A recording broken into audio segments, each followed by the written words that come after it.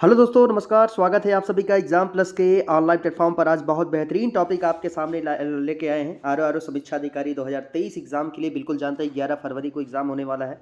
उसी को टारगेट करके हम लोग बेहतरीन तरीके से क्वेश्चन को सॉल्व कर रहे हैं। बिल्कुल जानते हैं आज के लगभग 5 टॉपिक फिर आपके सामने हम लेके आए हैं। इन पांचों टॉपिकों को आपको बेहतरीन तरीके से रिवीजन करना है। सबसे पहला टॉपिक आप लोग जान लीजिए, जैसे वीर बाल दिवस पर है। नए नए दिवस मनाने की शुरुआत हुई है। एक है माउंट विंसन, और माउंट विंसन पर एक व्यक्ति हैं जिन्होंने अभी वहाँ पर पहुँचे हैं, ठीक है ना। इसके साथ साथ एक आपका वायरस है जो रविन्द्रनाथ टैगोर के नाम पर रखा गया है, और एक खेलो इंडिया यूथ गेम्स है। प्रश्न ऐसे ऐसे बेहतरीन ऐसे प्रश्न हैं जो आपके एग्जाम में संभवतः आएंगे ही आएंगे, ठीक है। तो चलिए हमारे साथ रिवीजन कर लीजिए। चाहे आप, मैं साथ ही आपको बता दूं, आर समीक्षा अधिकारी के साथ साथ जो और भी वीडियो देख रहे हैं, जैसे यूपी पुलिस की जो तैयारी कर रहे हैं, उसके साथ साथ यूपीएसआई की वैकेंसी 7 तारीख से लगभग ऑनलाइन भी होगा। तो उसके लिए जो भी तैयारी इसके साथ साथ कर रहे हैं, तो वो भी इस वीडियो को बेहतरीन तरीके से देखेंगे, नोट करेंगे, हमारे साथ अपनी तैयारी को मजबूत बनाएंगे, ठीक है। तो चलिए दोस्तों, शुरुआत करें। क्वेश्चन नंबर फर्स्ट की तरफ चलते हैं। चैनल से जुड़ने से पहले जो भी साथी नए जुड़ रहे हैं, सबसे पहले चैनल को सब्सक्राइब जरूर से जरूर कर दीजिए, जिससे कि आपको और बेहतर से बेहतर वीडियो मिल पाए, ठीक है। चलिए दोस्तों, पहला क्वेश्चन आपकी स्क्रीन के सामने आ चुका है।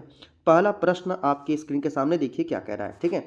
तो देखिए क्या कह रहा है भाई, वीर बाल दिवस आपका कब मनाया जाता है। वीर बाल दिवस की बात कर रहा है। अभी देखिए हाल ही में मनाने की शुरुआत भी हुई है, और ये कब मनाया जाता है यही आपकी बात कर रहा है। तो भैया आपका 24 दिसंबर है, 25 दिसंबर, 26 दिसंबर या आपका 27 दिसंबर, ठीक है। बहुत ज़्यादा हम समय नहीं लेंगे, लेकिन कम समय में आपको 5 क्वेश्चन का हम बेहतर ऐसा कंटेंट देंगे कि माइंड में आपके सेट हो जाए, ठीक है। तो भैया ये कब हो जाएगा, 26 दिसंबर, ठीक है। क्या हो जाएगा, 26 दिसंबर को मनाया जाता है। क्या आपका वीर बाल दिवस के रूप में मनाया जाता है। इमेज में आप देख सकते हैं, ठीक है। ये किसकी फ़ोटो, आइए इनके बारे में बताते हैं। कब से मनाने की शुरुआत हुई है, क्या क्या इसमें इंपॉर्टेंट फैक्ट हैं, आइए हम चीज़ों को देखते हैं। देखिए दोस्तों, अगर हम थोड़ा सा बात करेंगे छोटे साहिबजादे, ठीक है। आपको पता होगा कि छोटे साहिबजादों की शहादत की याद में आयोजन ये होता है, ठीक है। ये आप याद रखिएगा। सिखों के 10वें गुरु, जो सिखों के 10वें गुरु थे, उनका नाम था श्री गुरु गोविंद सिंह। क्या नाम था, श्री गुरु गोविंद सिंह। और उन्हीं जी के गुरु गोविंद सिंह जी के छोटे साहिबजादे जिनका नाम था बाबा जोरावर सिंह और बाबा फतेह सिंह जी की शहादत की याद में इसका आयोजन 26 दिसंबर को किया जाता है। आप याद रखिएगा। अगर हम थोड़ा सा बात करें साथ ही, ये गुरु गोविंद सिंह के पुत्र थे, आपके छोटे साहिबजादे छोटे पुत्र थे बाबा जोरावर सिंह और बाबा फतेह सिंह। इन दोनों लोगों को क्या किया गया था भाई, दीवालों में चुनवा दिया गया था, ठीक है। तो ये बहुत ही भयानक घटना थी ये, और उन्हीं की शहादत में इनका आयोजन 26 दिसंबर को किया गया, ठीक है। तो ये आप याद रखिएगा। और ये जो आयोजन जो घोषणा की गई है ये दिवस आपकी मनाने की, आइए थोड़ा सा हम इसकी बातें करते हैं। सबसे पहले आप देखिएगा कब हुई थी दिवस की घोषणा, ठीक है। प्रधानमंत्री नरेंद्र मोदी ने 9 जनवरी 2023 को गुरु गोविंद सिंह की जयंती पर इस दिवस की घोषणा किया था। तो आप याद रखना मेरे भाई कि जो 9 जनवरी 2023 को मनाया गया, ये गुरु गोविंद सिंह की जयंती मनाई गई, ठीक है। और उसी गुरु गोविंद सिंह की जयंती के उपलक्ष्य में, यानी कि उसी दिन क्या किया गया था, ये घोषणा आपका किया गया था कि अब वीर बाल दिवस के रूप में आपका मनाया जाएगा। और जब जो वीर बाल दिवस मनाया जाएगा 26 दिसंबर को मनाया जाएगा, ठीक है। और ये बिल्कुल आप इसमें देख सकते हैं, लिखा है 26 दिसंबर को सिख गुरु के बेटों जोरावर सिंह और फतेह सिंह की शहादत को वीर बाल दिवस के रूप में आपका मनाया जाएगा, ठीक है। तो 9 जनवरी को घोषणा हुई थी, 26 दिसंबर को मनाया जाएगा, ठीक है। आइए दोस्तों, क्वेश्चन नंबर सेकंड आपकी स्क्रीन के सामने आ चुका है। बहुत ही शानदार प्रश्नों की श्रृंखला। अब देखिए क्या आपसे कह रहा है। कह रहा है भाई, भारत के शेख हसन खान ने किस महाद्वीप की सबसे ऊंची चोटी माउंट विंसन पर भारतीय ध्वज फहराया। माउंट विंसन पर भारतीय ध्वज फहराया मेरे भाई। बिल्कुल देख सकते हैं क्या कह रहा है, India Sheikh Hasan Khan hoisted the Indian flag on Mount Vinson, the highest peak of his continent, ठीक है। तो बिल्कुल देखिएगा क्या है आपका, एशिया महाद्वीप, अंटार्कटिक महाद्वीप, अफ्रीका महाद्वीप या आपका यूरोप महाद्वीप। चारों के चारों आपके स्क्रीन पर मेरे साथी आपके दिए गए हैं। अगर जानते हो तो कमेंट बॉक्स में ज़रूर अपनी राय बताया कीजिए। मैं डेली का डेली आपको वीडियो देता हूं, लेकिन आप लोगों की राय नहीं आती है ना। सॉरी, आप लोगों की जो है कमेंट नहीं आती। तो कमेंट बॉक्स में अपनी राय जरूर लिख के हमको बताया करिए कि भाई वीडियो आपको कैसा लगा। तो मैं आप दोस्तों बता देना चाहता हूँ कि ये जो एक माउंट विंसन है, ये आपको दिख रहा होगा इमेज में, देखिए ये दिख रहा है क्या आपका माउंट विंसन, ठीक है। ये इमेज में आप देख सकते हैं माउंट विंसन। और ये उन्होंने चोटी पर क्या किया है, आपका झंडा फहराया, ठीक है। तो अंटार्कटिक में देखिए भैया, ये आपका दे दिया है अंटार्कटिक, यानी कि बी वाला ऑप्शन, ठीक है। बी वाला ऑप्शन बिल्कुल ध्यान से एकदम सही करना है प्रश्नों को। अंटार्कटिक की बात करते हैं तो भारत के एक है शेख हसन खान, क्या नाम है इनका, शेख हसन खान। और इन्होंने एक अंटार्कटिक महाद्वीप पर सबसे ऊंची चोटी है एक माउंट विंसन, क्या नाम है, माउंट विंसन, ये आप देख सकते हैं। और ये जो माउंट विंसन है, इस पर भारतीय ध्वज अभी हाल ही में फहराया है शेख हसन जी ने। तो आइए इनके इनके रिकॉर्ड को हम दोस्तों देख लेते हैं। सबसे पहले देखते देखते हैं क्या है इसमें इंपॉर्टेंट फैक्ट्स। सबसे पहले देखिए, उन्होंने 12 दिसंबर 2023 की बात है, कब की बात है, तो दोस्तों ये 12 दिसंबर 2023 की बात है। और 12 दिसंबर 2023 को माउंट विंसन चोटी पर भारतीय ध्वज क्या किया गया, फहराया गया। बिल्कुल ये डेट आप याद रखना, ये डेट कब की है, 12 दिसंबर की है, और उसी पर भारतीय ध्वज फहराया गया। देखिए मैं ढेर सारे कंटेंट या ढेर सारे क्वेश्चन मैं आपको नहीं दूंगा, आर समीक्षा अधिकारी एग्जाम को टारगेट करते हुए मैं आपको बेहतरीन तरीके से प्रश्न दे रहे हैं, इन प्रश्नों को आप याद करते हुए चलेगा, ठीक है। तो ये देखिए, ये जो माउंट विंसन चोटी पर भारतीय ध्वज इन्होंने फहराया है, ये केरल सरकार के क्या है, कर्मचारी हैं। केरल सरकार में यानी गवर्नमेंट जॉब में है ये, और ये आपके कर्मचारी हैं। चोटी पर चढ़ने का इनका उद्देश्य क्या है, ये दोस्तों देखते हैं। देखिए इनका उद्देश्य, शेख हसन ने बताया कि इस पर चढ़ने का उद्देश्य है अंटार्कटिका में हो रहे जलवायु परिवर्तन के बारे में जागरूकता फैलाना। बिल्कुल आप लोग जानते हैं दोस्तों कि जलवायु परिवर्तन का मुद्दा इसमें खूब चल रहा है, क्योंकि आप जानते हैं कोप 27, कोप का नाम आप लोगों ने सुना ही होगा। ये बिल्कुल आपको पता होगा कि जलवायु परिवर्तन से संबंधित ही ये एक सम्मेलन होता है। और ये देखिए, जो जलवायु परिवर्तन की हम थोड़ा सा बात कर रहे हैं शेख हसन जी के, इन्होंने अंटार्कटिका पर वहाँ पर भारत का झंडा फहराकर इन्होंने एक मतलब जागरूकता के तौर पर, यानी कि इन्होंने काम किया है जलवायु परिवर्तन के बारे में बताने के लिए कि जलवायु परिवर्तन हो रहा है। मतलब जैसे जानते हैं, आप लोग जानते होंगे कि पर्यावरण प्रदूषण के कारण अंटार्कटिका जैसे क्षेत्रों में वहाँ पर पेड़ पौधे उगने लगे हैं, जो कि ध्रुवीय क्षेत्र जो होता है, जहाँ पर आपके बर्फीले जो क्षेत्र होते हैं वहाँ पर पेड़ पौधे नहीं होते हैं, ठीक है। लेकिन इस समय वहाँ पर पेड़ पौधे हो रहे हैं। रीज़न क्या है, रीज़न क्या है, आपका जलवायु परिवर्तन। इसके साथ साथ दोस्तों और भी जान सकते हैं जलवायु परिवर्तन का और क्या उद्देश्य हो सकता है। जैसे देखिए, आप लोग देखते हैं कि टाइम टू टाइम आपकी हमेशा बारिश होती है, जैसे कि मार्च, जैसे कि 22, जैसे कि जून की हम थोड़ा सा बात करेंगे। जून में देखिए, जून जुलाई जो है ये आपका बारिश का मौसम होता है, 22 जून से शुरुआत हो जाती है। लेकिन बताओ, क्या अब प्रेजेंट टाइम में, वर्तमान समय में, क्या अब टाइम से बारिश होती है? बिल्कुल नहीं। ये देखो, कभी बारिश कभी बारिश आपकी अक्टूबर में होगी, खूब ढेर सारे हो जाएंगे, कभी सितंबर में होगी, थोड़ी सी कम होगी, कभी जुलाई में होगी।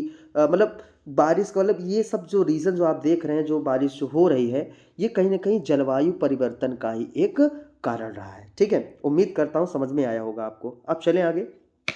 चलिए दोस्तों, अब थोड़ा सा इस माउंट के बारे में बता दें, किस किस माउंट पर ये आपकी चढ़ाई इन्होंने किया है शेख हसन जी ने।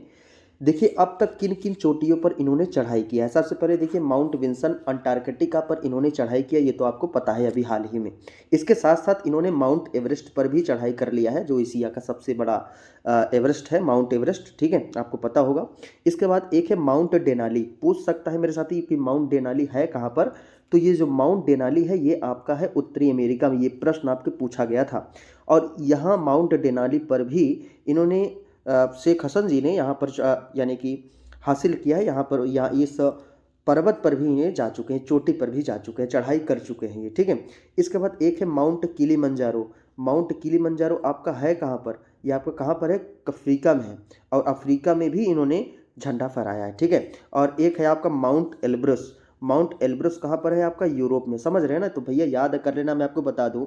देखो सबसे पहले सुनिए, अगर पढ़ रहे हो लिख रहे हो तो रुक जाइए, ध्यान से सुन लीजिए। देखिए, अगर हम बात करेंगे ज्योग्राफी की बात अगर हम करें या इन्वायरमेंट की बात करेंगे, तो आप लोगों ने देखा होगा, प्रीवियस ईयर का पेपर उठा के देखेंगे तो उसमें आपको Mount Vinson, Mount Everest, Mount Denali, Mount Kilimanjaro, Mount Elbrus जैसे नामों को आप लोगों ने पढ़ा होगा, देखा होगा कि नहीं, यहाँ से प्रश्न आते हैं। तो मैं आपको बता दूं, इस बार हो सकता है आपसे यही पूछ ले कि माउंट विंसन आपका कहाँ पर है, ठीक है। तो माउंट विंसन अंटार्कटिका में है। माउंट एवरेस्ट पूछ लेगा एशिया में। माउंट डेनाली कहाँ पर है, उत्तरी अमेरिका में। ये दोनों पूछ सकता है, दोनों तीनों, mount Denali, Mount Kilimanjaro Africa, mount Elbrus आपका यूरोप। इसको आप याद रखना ऐसे भी, ठीक है, और किन किन चोटियों पर चढ़ाई की ऐसे भी याद रखिएगा। बातें समझ में आ गई भैया। चलिए अगला प्रश्न देखिए, अगला प्रश्न इसके साथ साथ थोड़ा सा और देख लीजिए। जो माउंट विंसन है ये 5वीं सबसे ऊंची चोटी है। माउंट विंसन के बारे में अगर जानना चाहते हैं तो बिल्कुल याद रखिएगा, अंटार्कटिका की सबसे ऊंची चोटी है। अगर ये भी पूछ सकता है कि जो सबसे ऊंची चोटी है कहाँ की है माउंट विंसन, तो अंटार्कटिका की सबसे ऊंची चोटी मानी जाती है कौन सा, आपका माउंट विंसन। और इसकी जो ऊंचाई है 4892 मीटर है, यानी कि 16,050 फीट क्या है इसकी ऊंचाई है। तो बिल्कुल आप याद कर सकते हैं, यहाँ से आपके प्रश्न आपके एग्जाम में बन सकते हैं। ठीक है, ऊंचाई भी याद रखिएगा और कहाँ की सबसे ऊंची चोटी है ये भी याद रखिए, कहाँ की, अंटार्कटिका की। क्या नाम है, माउंट विंसन नाम है। ठीक है, चलिए अगला प्रश्न देखिए दोस्तों, क्वेश्चन नंबर 3 आपके स्क्रीन पर। अब देख लो भाई क्या कह रहा है पेंटोइया, पेंटोइया टैगोरी क्या है जो हाल ही में खबरों में रहा है। What is the Pantoea tagorei which was news recently, यानी कि अभी रिसेंटली में जो आपका पेंटोइया टैगोरी है ये खबरों में रहा, ये है क्या। सबसे पहले आप समझिए, ये एक छिपकली है, बैक्टीरिया है, मेटल है, या आपका एक वायरस है। तो दोस्तों हम आपको बता देना चाहते हैं, लग रहा है आपको, ये देखो इमेज में ये आपको दिख रहा होगा, तो ये जो लग रहा है कैसे लग रहा है, आपका एक बैक्टीरिया, बी वाला ऑप्शन बिल्कुल याद रखिए, क्या है आपका, बैक्टीरिया है। जो पेंटोइया टैगोरी है ये क्या है, एक बैक्टीरिया है जो अभी हाल ही में खबरों में रहा है। आइए इसके बारे में हम चर्चा करते हैं कि इसका नाम कैसे पड़ा। टैगोरी नाम से ही लग रहा होगा, पेंटोइया टैगोरी, कुछ हमारे टैगोरी से नाम से लग रहा होगा कि रविन्द्रनाथ टैगोर को हो सकता है नाम से ना हो। जी बिल्कुल, आइए हम आपको इनके बारे में बताते हैं। जो पेंटोइया टैगोरी है यह एक, देखिए दोस्तों सबसे पहली बात क्या है, आपका बैक्टीरिया है, और इसका जो नाम रखा गया ये रविन्द्रनाथ टैगोर के नाम पर रखा गया। किसके नाम पर, रविन्द्रनाथ टैगोर के नाम पर यह आपका रखा गया है। ठीक है, आइए फिर देखिए, खोज किसने और कहाँ की। ये जो आपका बैक्टीरिया है इसकी खोज किसने और कहाँ की। देखिए सबसे पहली बात करेंगे, बैक्टीरिया की खोज विश्व भारती यूनिवर्सिटी के बॉटनी डिपार्टमेंट यानी कि वनस्पति विज्ञान विभाग के शोधकर्ताओं ने इसकी खोज किया है। समझ रहे हैं ना, विश्व भारती यूनिवर्सिटी के बॉटनी डिपार्टमेंट के शोधकर्ताओं ने इसकी क्या किया है, खोज किया है। और दिसंबर 2023 में झारखंड के झरिया के कोयला खनन क्षेत्र में ये आपका बैक्टीरिया खोजा गया है। ठीक है, द हिंदू न्यूज़पेपर के अनुसार बैक्टीरिया में इतनी क्षमता है कि वह कृषि पद्धतियों में क्या लग सकता है, क्या ला सकता है, क्रांति ला सकता है। ठीक है, तो कहीं ना कहीं ये लाभकारी भी है, और ये लाभकारी है, और वनस्पति विभाग द्वारा ये आपका बनाया गया है, विश्व भारती यूनिवर्सिटी रविन्द्रनाथ टैगोर का, बिल्कुल आपको पता होगा, और इसीलिए इनका नाम भी रखा गया है टैगोरिया, है ना। आइए थोड़ा इसके बारे में हम बात करते हैं। रविन्द्रनाथ टैगोर के नाम पर क्यों रखा गया बैक्टीरिया का नाम, ये भी तो आपके मन में चल रहा होगा, आपके दिमाग में ये भी चल रहा होगा कि इनके नाम पर क्यों रखा गया इस बैक्टीरिया का नाम। आइए देखते हैं।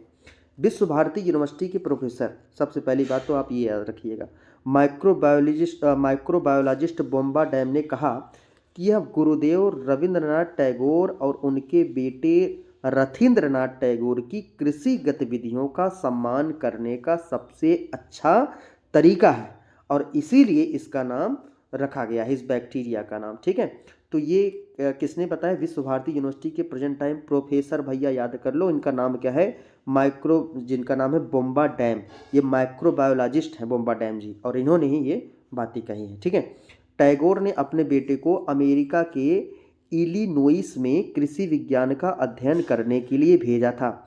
रविन्द्रनाथ टैगोर की बात करते हैं, इन्होंने अपने बेटे को कहाँ पर, अमेरिका के इलिनोइस में कृषि विज्ञान का अध्ययन करने के लिए यहाँ पर इन्होंने भेजा था। ठीक है, इतनी बातें क्लियर हो गई होंगी उम्मीद करता हूँ। अब आइए थोड़ा सा और भी चीज़ें बताते हैं।